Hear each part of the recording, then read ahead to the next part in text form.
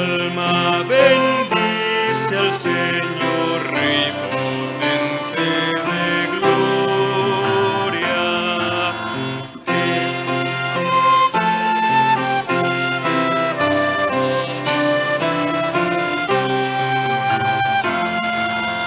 Oh, despertad, arpa y salterio entonar, himnos de honor y victoria. Alma bendice al Señor, que tu vida es la fuente,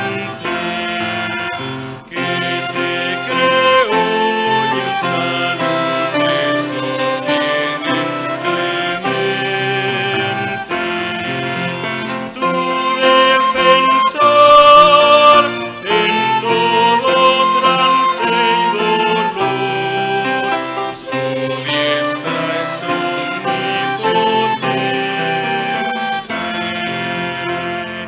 Alma bendice al Señor y su amor infinito. Con todo el pueblo de Dios su alabanza repito.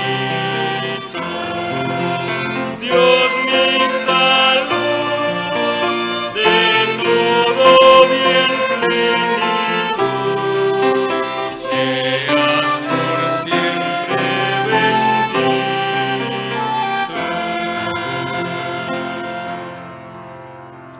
Nuestra alma espera en Jehová, nuestra ayuda y nuestro escudo es Él. Por tanto, en Él se alegrará nuestro corazón. Canten del amor de Cristo.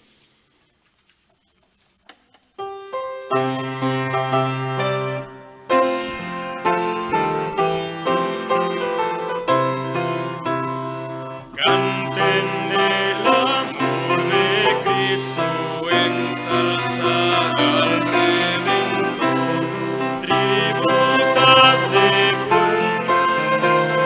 grande gloria y loor, cuando estemos en gloria, en presencia de nuestro Redentor, a una voz la historia diremos del gran vencedor.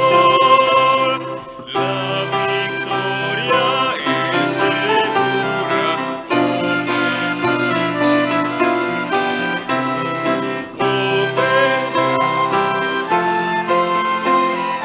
puesta en nuestro protector, cuando estemos en gloria, en presencia de nuestro Redentor, a una voz la historia diremos del gran vencedor. El pendón alza cristianos de la cruz y caminar de triunfo en triunfo, siempre firmes avanzar, cuando estemos en gloria, en presencia de nuestro Redentor, a una voz la historia diremos del gran vencedor. Adelante en la lucha, oh soldados de la fe, nuestro triunfo, oh escucha los clamores, viva el Rey, cuando estemos en gloria, en presencia de nuestro Redentor, a una voz la historia diremos del gran vencedor.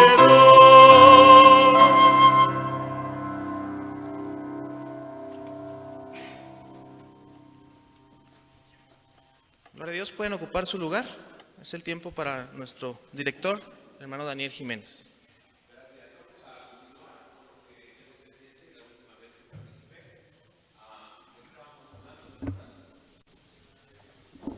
Fuerte, que no escuchó.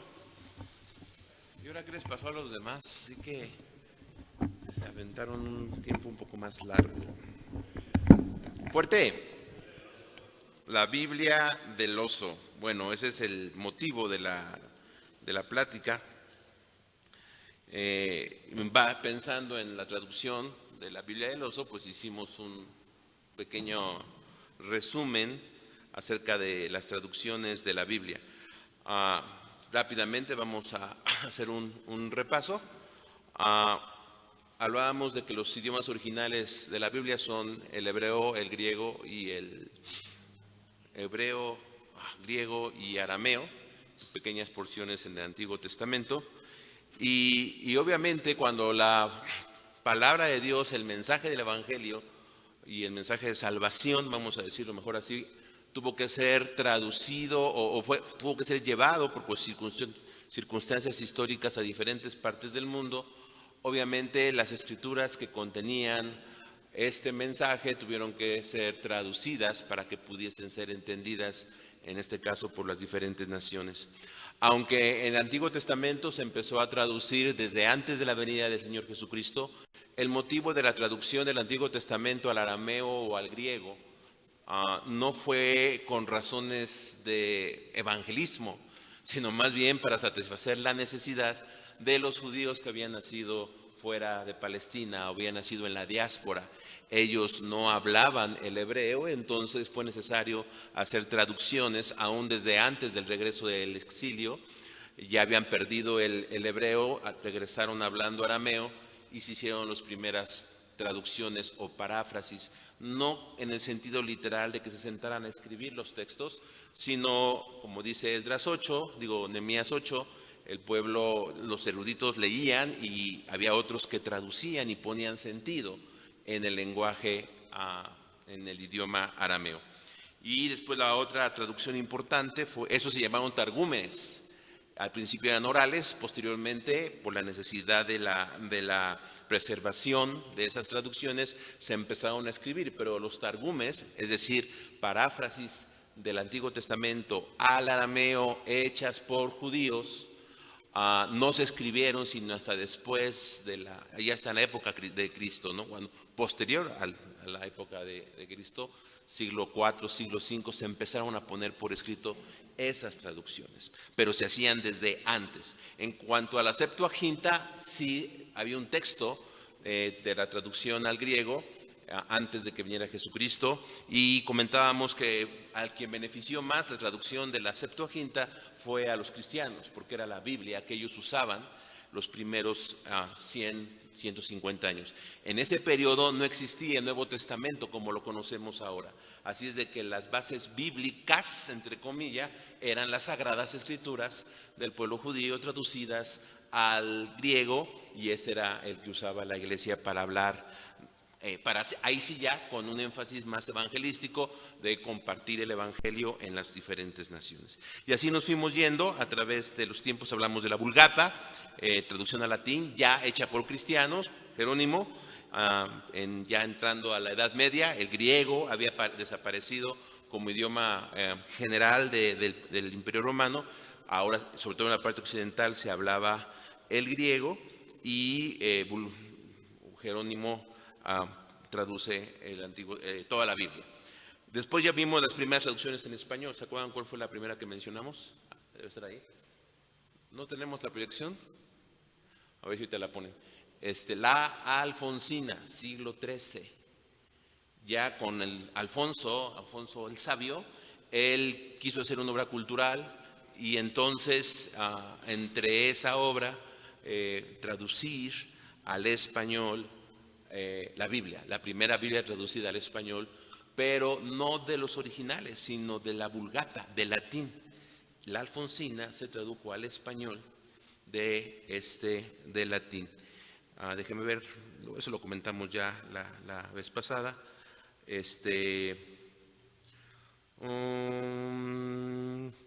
De la Vulgata, la primera fue en 1280 como parte de un proyecto cultural que se llamó la General Historia. Recordar que es el primero en estandarizar el español medieval. Alfonso hizo un trabajo cultural importante, y como parte de esa estandarización del español fue una serie de traducciones, entre ellos la Biblia. La otra Biblia que en español que se tradujo antes de los tiempos de la Reforma fue la Biblia de Alba, también la comentamos. Luis de Guzmán, que era como el maestre, así se llama, el más alto grado en la orden, esta orden de Calatrava, que es una orden de tipo, una orden de monjes, pero que luchaban por la fe, tipo cruzados. Él contrata a un judío, Moisés de Arraguel, para que haga la traducción. Este judío no es cristiano, hace la traducción para Luis de Guzmán en la ciudad de Toledo. Y después, el Nuevo Testamento, también Luis de Guzmán contrata a unos frailes para que ellos traduzcan el Nuevo Testamento al español. Todo esto traducido nuevamente el judío sí lo hizo de textos hebreos. Y los frailes lo hicieron de textos griegos. Es decir, ya había una traducción de los originales, pero no completa, sino Antiguo y Nuevo Testamento separado. Bueno, eso más o menos llegamos allá. Y lo que quiero compartir ahora es un poco ya lo que hubo previo a Casiodoro, luego contarles la historia de Casiodoro y ir concluyendo. La Reforma y el humanismo es un punto importante de quiebre en lo que se refiere a traducción, impresión y preservación de los textos antiguos en general, repercutiendo también fuertemente en los textos bíblicos. El papel del humanismo, la Reforma y en España fue muy importante. Generalmente no se pone mucha atención a la Reforma en España porque los movimientos que hubo fueron sofocados de una manera muy drástica por la Inquisición. Por eso no se pone mucha atención, pero en el siglo XVI hubo un fuerte movimiento reformador muy parecido, influenciado obviamente por Lutero y por Erasmo, y que se concentró mucho en la ciudad de Sevilla. Vamos a hablar allá un poco. Pero aún antes, gente se interesaba por traducir la Biblia al español. Entre ellos, por ejemplo, el Marqués de Santillana patrocinó varios trabajos de traducción, entre ellos el de Martín Lucena, que fue un judío convertido, que tradujo del griego al español, fíjense, el Nuevo Testamento. Es muy curioso, un judío convertido al cristianismo, traduciendo por patrocinio de Marqués de Santillana el Nuevo Testamento al español. ¿Por qué? Porque ya existía la Biblia de Alba, que era en el Antiguo Testamento traducido del hebreo al español. La otra obra como resultado de este impacto del humanismo y la Reforma en España fue la famosa Políglota Complutense. De esa hablamos también muy amplio la vez pasada, encabezado el proyecto por Jiménez de Cisneros. Ahora, Jiménez de Cisneros y Erasmo de Rotterdam y todos ellos se conocían. De hecho, Jiménez de Cisneros invitó a Erasmo de Rotterdam a participar en la Políglota Complutense en el trabajo. Sin embargo, Erasmo no quiso, porque él andaba trabajando en su propia traducción.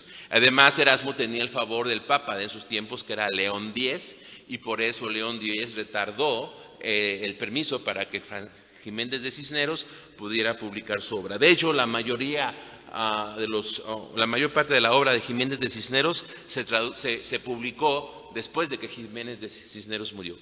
Jiménez de Cisneros murió allá por el 1517, cuando empezaba la Reforma, y fue hasta 1521 que la Políglota fue publicada. Fue un trabajo extraordinario, mucha erudición, y comentábamos que la base textual de la Políglota Complutense era mucho más de más valor, de más antigüedad que la base textual que usó Erasmo de Rotterdam para hacer traducción, su impresión del Nuevo Testamento. Bien, vamos a mencionar algunas personas importantes. Francisco de Encinas, otra vez un español ya, era una persona sumamente inteligente. Él fue amigo, conoció a Lutero, fue amigo de Melanchthon, el otro reformador alemán, también fue amigo de Calvino. Y Francisco de Encinas era una persona muy, muy inteligente. Y entonces el mismo Melanchthon, que es el cerebro de la Reforma. Realmente Lutero es el apasionado, pero Melanchthon es el pensador, es un biblista también, tradujo al alemán algunas partes del Antiguo Testamento, pero él animó a Francisco de Encinas que hiciera lo mismo con el Nuevo Testamento, de tal manera que cuando Casiodoro va a hacer su traducción, se va a apoyar en traducción de Francisco de Encinas. Y esto me lleva a reflexionar que nunca nadie hace algo que valga la pena solo. Siempre estamos parados en hombros de otros que hicieron un trabajo, y esos otros de otros y de otros y de otros. Entonces, al morir Encinas, era tal el aprecio que Melanchthon tenía por Encinas, él ofrece a cuidar a sus hijos y a su viuda, pero los familiares católicos de Encinas no lo permitieron. Ahora, ¿qué es lo que llevó a Encinas a traducir el Nuevo Testamento en griego al español? Él estaba convencido que así servía a Dios. La labor de traducción también es un servicio a Dios. La otra, la honra que traería a España una traducción de la Biblia al español. Este es un impacto del humanismo en esta gente que veía el desarrollo de su idioma como algo importante y que les estaba dando identidad. Hay que recordar que los reyes católicos fueron los que intentaron ya estandarizar y establecer las reglas y la gramática del castellano. Entonces, esta es influencia aún de toda esa intención de los reyes católicos de poner en orden estas cosas. Entonces, llevar la Biblia al idioma castellano traería honra a España.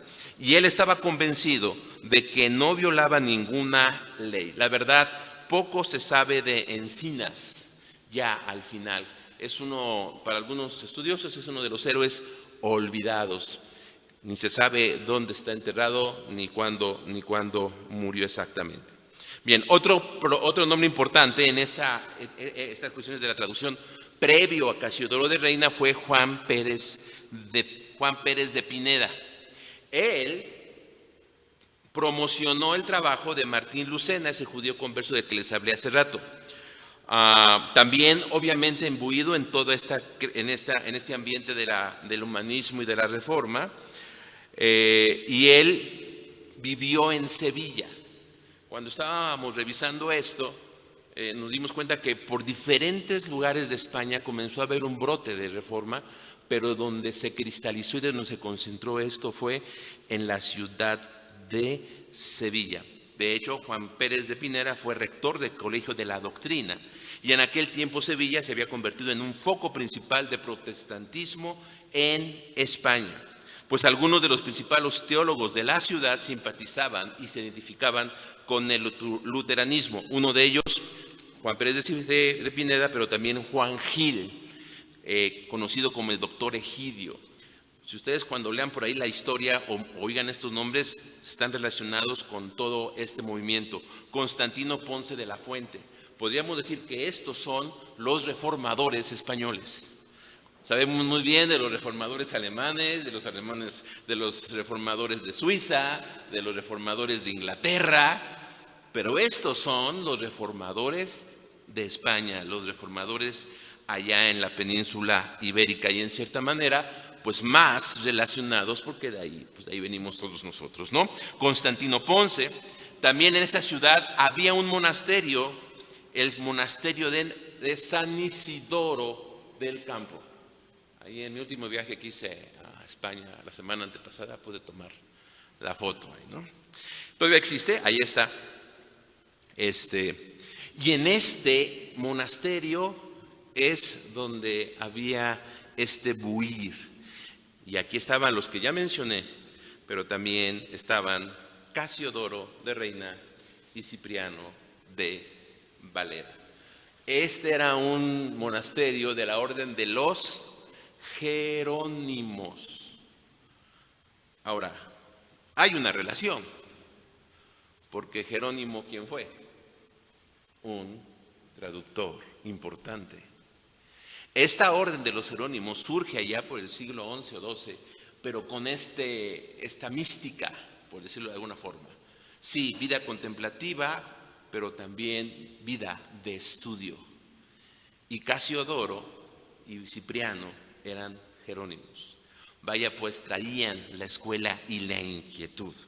Casiodoro de Reina, el que primero tradujo toda la Biblia al castellano del hebreo y griego, y luego Cipriano, fueron contemporáneos, aunque Casiodoro murió antes, y Cipriano hizo su revisión hasta 1602, como 15 años después de que Cipriano había muerto. Insisto, Sevilla era la primer ciudad. Voy a leer una frase de precisamente de Cipriano de Valera. Dice así: Sevilla era la primera ciudad de nuestra España que en nuestros tiempos conociese los abusos, supersticiones e idolatrías de la Iglesia de Roma. ¿Por qué? Porque aquí la Inquisición se ensañó y llegó a perseguir a todos estos. Y dice la historia, las leyendas que hay por ahí, que mientras estaban por la puerta entrando los de la Inquisición, por la puerta de atrás estaban saliendo corriendo Casiodoro de Reina, Cipriano de Valera y todos ellos. Comenzó una gran persecución contra, específicamente, de quien estamos hablando, Casiodoro de Reina, ¿no? Entonces, como si llegaran por aquí frente del seminario y todos saliéramos corriendo por allá atrás, hacia la López Mateos, ¿no? Y obviamente estos corrieron hacia Europa, bueno, eran parte de Europa, pero a ciudades protestantes. Entonces llegaron a Ginebra. Pues hasta allá fueron los de la Inquisición. En concreto con Casiodoro, la Inquisición fue mucho detrás de él, pero cuando llega a Ginebra tampoco tiene mucho clic, por decirlo así, con los protestantes. De tal manera que también los protestantes comenzaron a perseguirlo. Entonces, ahí estuvo un tiempo Casiodoro, y déjeme acá, bien. Y en 1500, las fechas siempre se van, 1557 es cuando huye a Basilea. Notemos los años. Huye en 1557. ¿Cuándo se publicó la Biblia del Oso? Según nos han dicho, 1569. O sea, 12 años antes fue cuando él salió huyendo de Sevilla. Antes de la huida, había grupos de estudio bíblico allí en el monasterio y en toda la ciudad. Sale a Suiza en ese año, pero como también tuvo diferencias con los protestantes, huye y se va a Inglaterra. ¿Quién reina en Inglaterra en esos tiempos? Chabelita. Isabel I de Inglaterra. Ya en Inglaterra estaba la reforma comandada, entre comillas reforma, ¿no? Comandada por ella. Entonces Isabel le permite, ahora sí, que ser pastor de la iglesia hispana en la iglesia protestante o de una capilla hispana allá en Inglaterra. Pues la Inquisición, ya no tanto auspiciada por Carlos V, porque él ya se había retirado, sino por su hijo Felipe II, lo persigue hasta allá por medio de cuestiones políticas con la reina, y también los protestantes. Y aquí podemos aprender otra vez, ¿no? Recordar, está bien los católicos que hubiesen perseguido a Casiodoro de Reina, pero también los hermanos hicieron lo propio, y ellos lo acusaron de inmoralidad, lo acusaron de sodomía, y lo acusaron del lado doctrinal de seguir las doctrinas de Servet, que tendía a rechazar la Trinidad. Obviamente ninguna de estas cosas era cierta, pero la presión, tanto política como religiosa, hizo que pues Casiodoro saliera de Inglaterra. Ya había empezado a hacer sus traducciones y regresa entonces al continente, va a Frankfurt, va a Basilea, a Amberes, y anda de aquí para allá trabajando, porque se dedicaba a la tela, y traduciendo. Así durante ese periodo. Y en 1569 es cuando él en Basilea publica lo que conocemos como la Biblia del Uso. ¿Qué tenía? Tenía una introducción al Antiguo Testamento. Luego tenía el Antiguo Testamento incluyendo los libros apócrifos. Igual que la King James y la de Lutero. Las primeras traducciones protestantes incluyeron los apócrifos. Y el Nuevo Testamento, esas eran las 3 secciones. Cada libro tenía una introducción y tenía muchas referencias y muchas notas, tanto del Antiguo como del Nuevo Testamento. En el Nuevo Testamento, por ejemplo, hacían notas cuando los autores del Nuevo Testamento citaban los libros apócrifos. El impresor fue el señor Tomás Guarín. Imprimieron 2,600 ejemplares. Todos esos ejemplares, muchos de esos ejemplares fueron quemados por la Inquisición.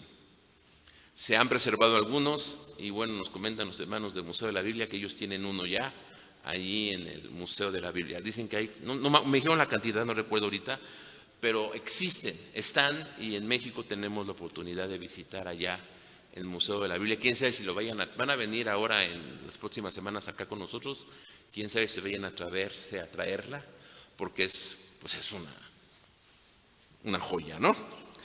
Pero la imagen del oso la tomaron de otro impresor que se llamaba Apiaro, que ya no lo usaba. A Casiodoro le gustó, le pidió permiso para que Guarín lo usara, y de ahí la idea, el famoso oso que aparece allá. Las fuentes que usó fueron los textos masoréticos que disponía y el texto de Erasmo. Usó algunas Biblias en latín, usó la traducción de Francisco de Sinas, lo que trabajaba Juan Pérez y también Juan de Valdés. Y él reconoce el aporte de todos estos en su traducción. Casiodoro quería que la traducción fuera aceptada por la Iglesia Católica y por el gobierno español. Y esta también era la idea de todos los protestantes de aquel tiempo. No era tanto hacer algo contra, sino aportar a que la Biblia fuera conocida por todos los cristianos. Ahí no había tanta diferencia entre católicos y evangélicos, pero con el afán de que pudiera ser respaldada tanto por la Iglesia Católica como por el gobierno español.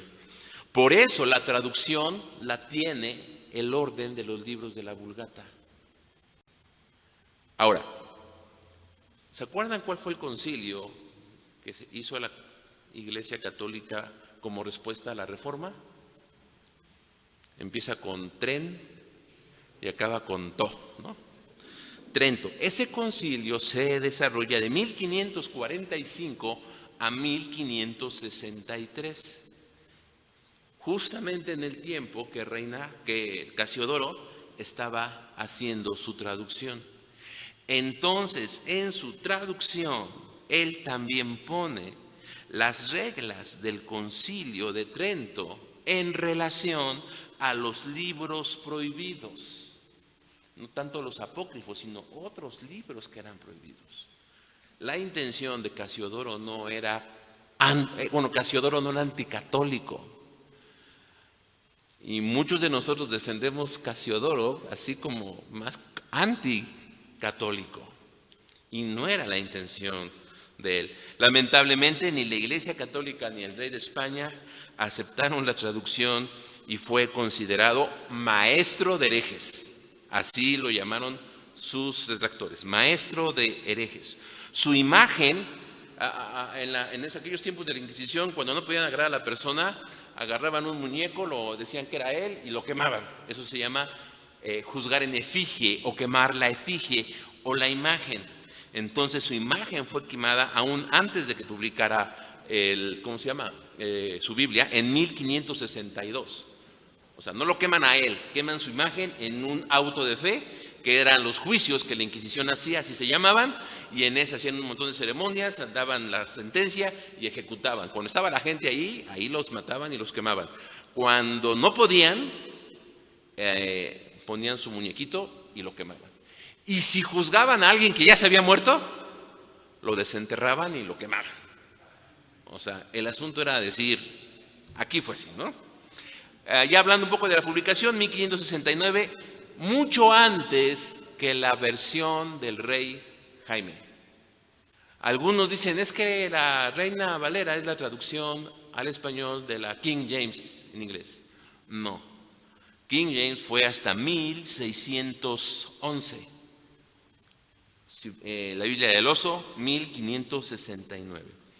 Ahora, una cosa interesante.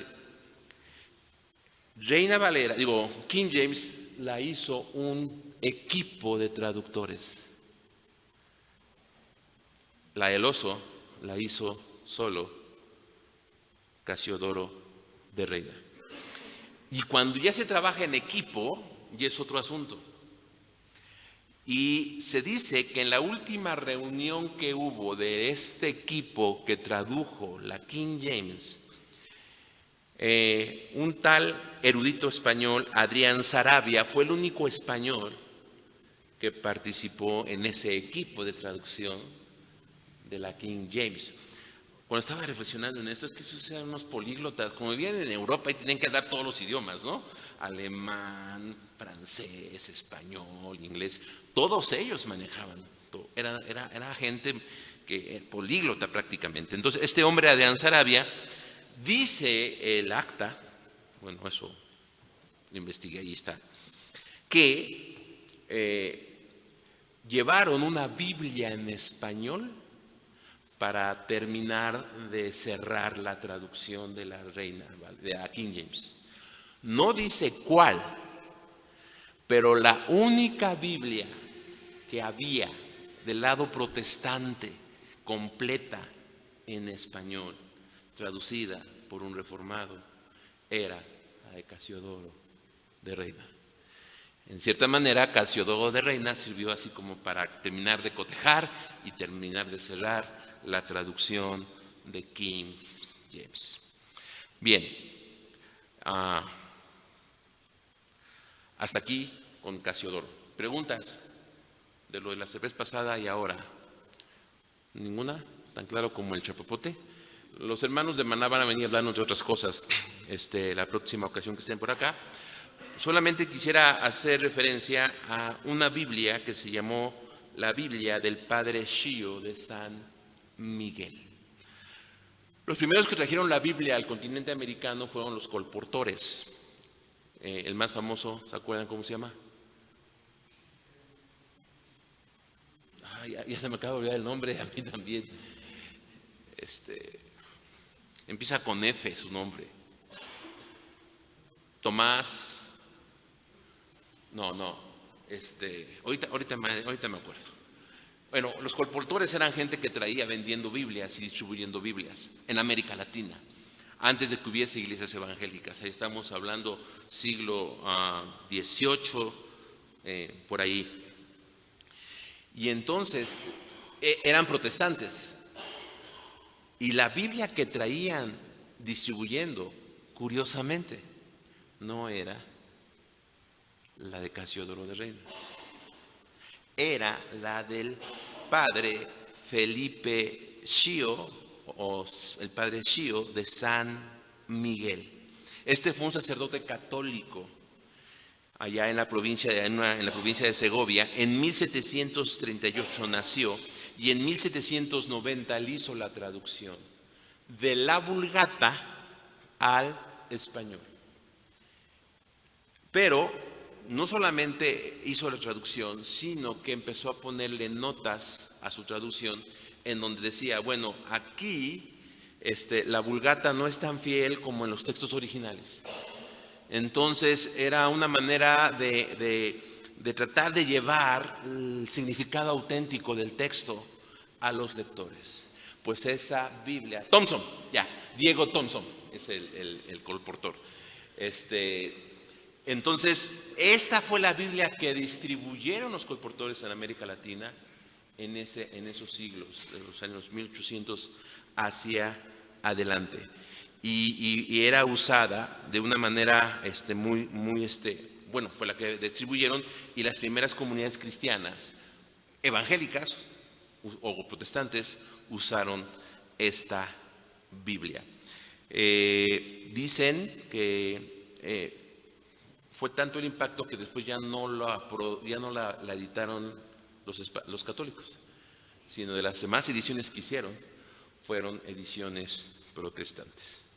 Ahora, para ir cerrando, con Jerónimo comienza esto, pero luego con las traducciones en español y luego con la traducción también de Felipe Schio y luego las traducciones que se han hecho en estos tiempos, ya del siglo XX, la idea de hacer una traducción dinámica, lo que se conoce como el principio de la equivalencia dinámica. Ninguna traducción puede ser literal. Las traducciones literales no existen. Cuando la gente pregunta, ¿cuál es la mejor Biblia? Es una pregunta que no tiene respuesta. ¿Cuál va a ser la mejor Biblia? Pues la que tienes ahorita para leer. Pero sí se ha buscado en cada traducción el hacer el mensaje entendible. Entonces, la versión nueva, la famosa versión popular, Dios habla hoy, esa se hizo en 1960 y tantos, tiene mucho tiempo, pero esta traducción recuperó ese principio que podríamos decir estaba aún en Jerónimo de la equivalencia dinámica. Otro personaje ya de estos tiempos, del siglo XX, fue Eugenio Nida, que fue secretario de la Sociedad Bíblica Americana. Él hizo mucho por apoyar la traducción al español. Él no hizo traducciones al español, pero él apoyó mucho esto.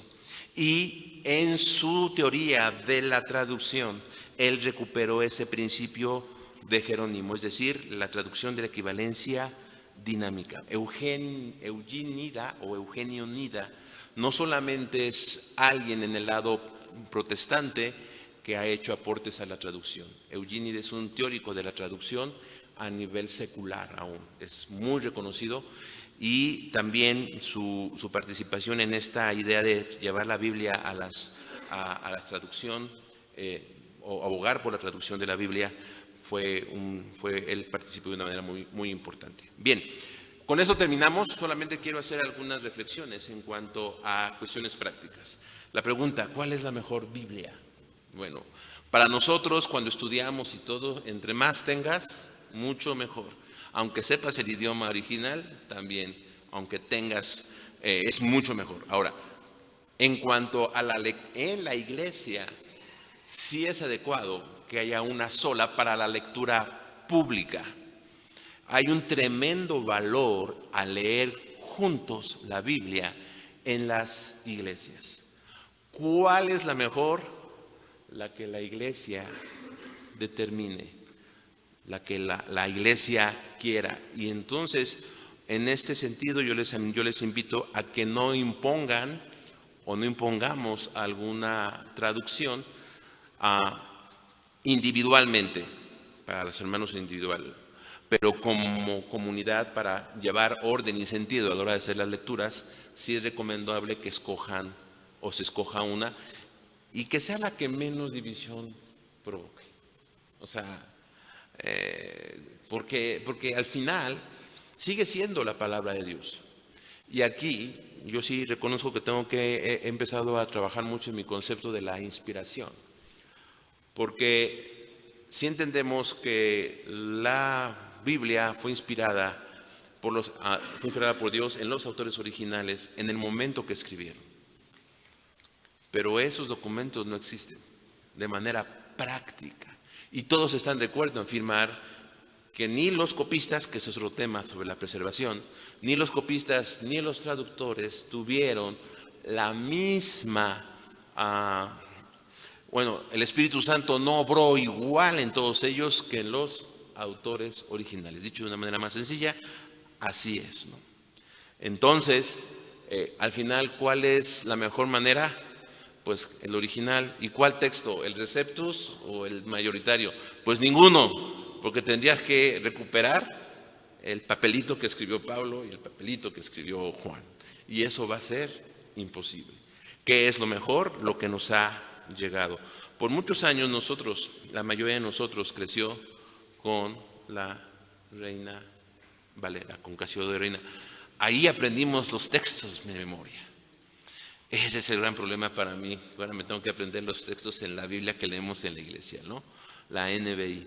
Pero espero que me ayude a que no me dé Alzheimer al final de mi vida. Pero sí, y sobre todo, pues que leamos la Biblia.